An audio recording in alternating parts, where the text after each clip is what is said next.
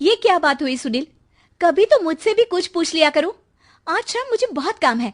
मुझसे पूछे बिना तुमने हाँ क्यों बोला? ओहो, तो अब पूरे दिन घर में खाली ऐश करने पर भी मैं तुमसे पूछूं कि बिजी तो नहीं हो? अरे फालतू का मेलोड्रामा नहीं चाहिए मुझे। टाइम से तैयार रहना। उसे सच में आज बहुत काम है बेटे, तू अकेले चला जाना।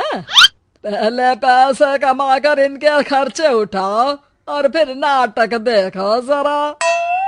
दोनों बाप बेटे हमेशा की तरह दोनों सास बहू को कड़वी बातें सुनाकर ऑफिस चले जाते हैं, जिसकी अब आदत होने पर वो दोनों भी किसी से कुछ बोले बिना अपने काम में लग जाती हैं।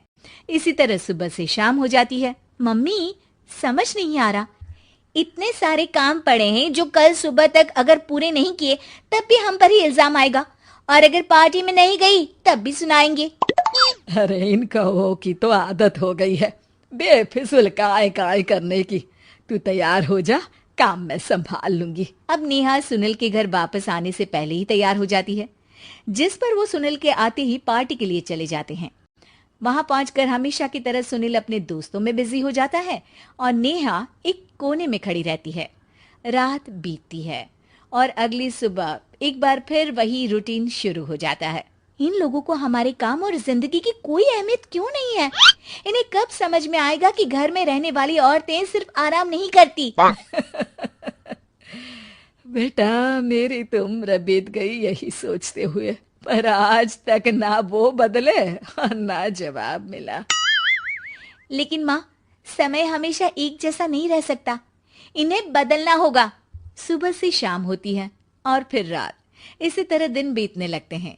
एक शाम सुनील और उसके पापा ऑफिस से जल्दी घर वापस आते हैं। तब हमें पार्टी में जाना है, सूट प्रेस करके दे दो और जल्दी तैयार हो जाओ। अरे तुम भी और घंटों मत लगाना, समझे? इसके आगे नेहा या सास को बोलने का कोई भी मौका ना देते हुए दोनों वहां से चले जाते हैं। कुछ देर बाद चारों पार्टी में पहुंच जाते हैं।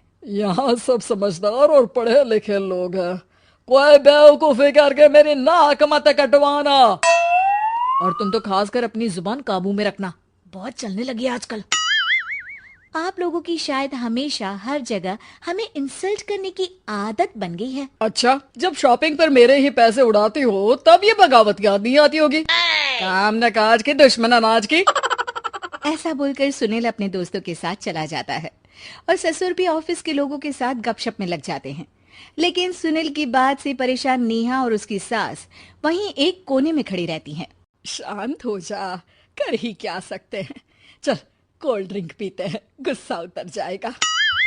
जैसे ही नेहा और सास कोल्ड ड्रिंक लेने पहुंचती हैं, तो उन्हीं के बराबर में अल्कोहल का काउंटर देखकर नेहा का चेहरा चमक उठता है।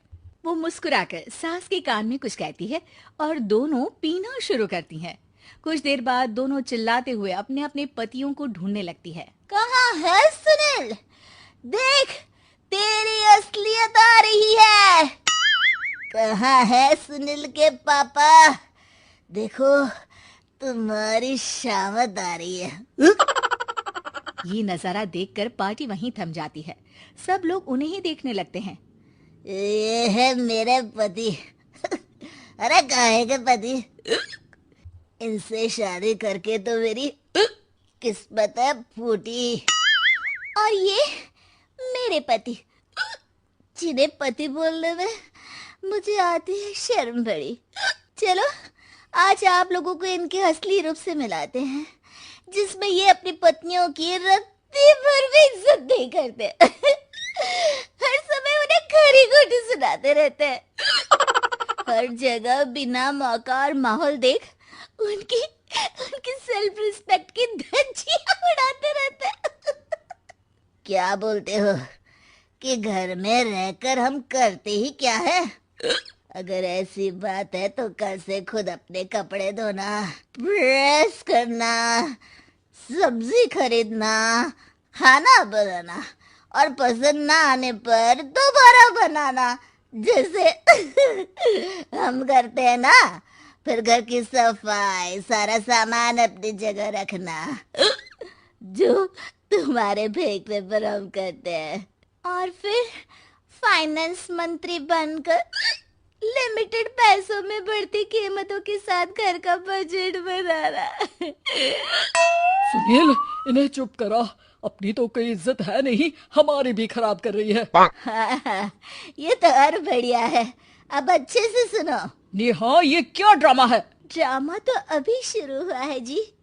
सास और नेहा अपने मन की सारी भड़ास निकालने लगती है, जिसे चुपचाप खड़े रहकर सुनने के अलावा ससुर और सुनील के पास कोई चारा नहीं होता। बहुत देर तक यही सब चलने के बाद आखिर में दोनों सास बहू बेहोश हो जाती हैं। अगली सुबह सिर दर्द के साथ दोनों की नींद अपने अपने कमरे में खुलती है, जिस पर उनके पति उन्हें हॉल में लेकर आते हैं। मेरा सिर इतना दर्द क्यों कर रहा है? मेरा भी। इतनी देर में ससुर 2 गिलास नींबू पानी लेकर रसोई से बाहर आते हैं। ये लो नींबू पानी, इससे सिर दर्द ठीक हो जाएगा। हम दोनों आपसे कुछ कहना चाहते हैं। सास बहू हैरानी से एक दूसरे को देखने लगती हैं। तभी दोनों बाप बेटे उनसे माफी मांगते हुए कहते हैं, हमें कभी एहसास नहीं हुआ कि अपने ईगो में हम दोनों आप लोगों के साथ कितना बुरा कर रहे हैं। आज से हम भी घर के काम में हाथ बटाएंगे। और नेहा, मैंने तुम्हें जॉब करने से रोका, उसके लिए भी सॉरी। तुम्हें जो करना है करो। ये सब सुनने के बाद सास बहू मुस्कुराते हुए एक दूसरे की तरफ देखती हैं। अल्कोहल वाले काउंटर पर बैठकर कोल्ड ड्रिंक पीकर थोड़ा ड्रामा करते हुए आज इन्हें सबक सिखा ही देते हैं।